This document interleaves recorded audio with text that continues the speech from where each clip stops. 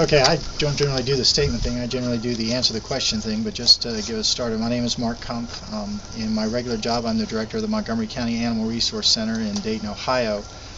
And I did travel here all the way from Ohio for this case, and this is the second time I've been here as an expert witness for the defense in this case, which is a little unusual because of my expertise and coming from law enforcement and animal control.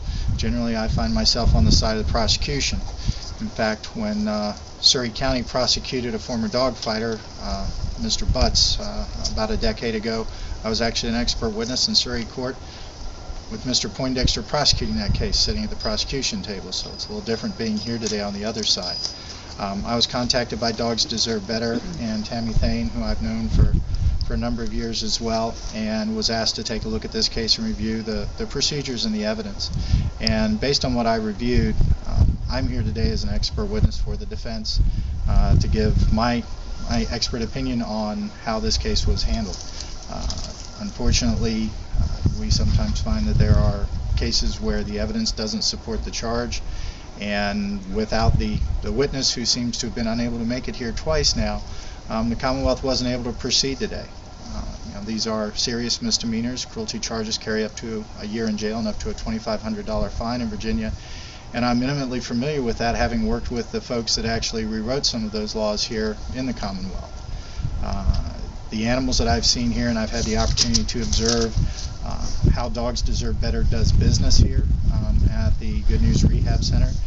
These animals are well taken care of. The staff and the volunteers here conform, at least in my opinion, to all the requirements under the Virginia State Code for providing adequate care, adequate exercise, all those elements which are the responsibility of any owner, not just any animal shelter. But beyond that, the allegations that somehow these animals have been cruelly treated or neglected or abused, I can't find any evidence of that.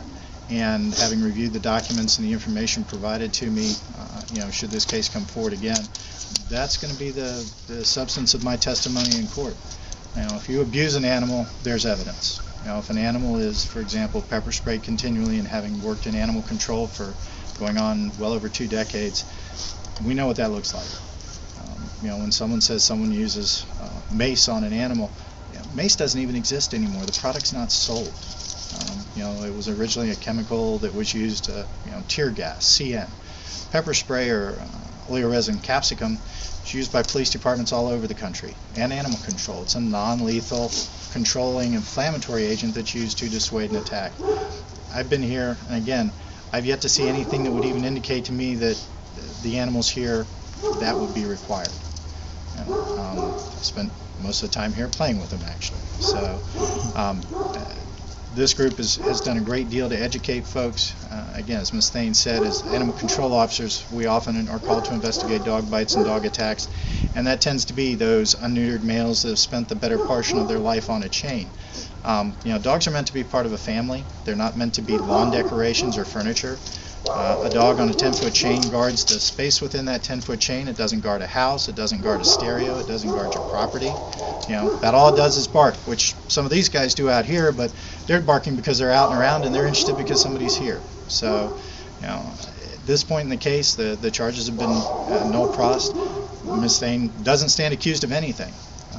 And should the Commonwealth decide to bring it back, they have until August. In my experience, again, cases that are generally null pros and never come back. So while I'm absolutely willing to come back to Virginia and testify on Dogs Deserve Better's behalf, it's my expectation that we won't see these charges refiled, and we will not be back here before August.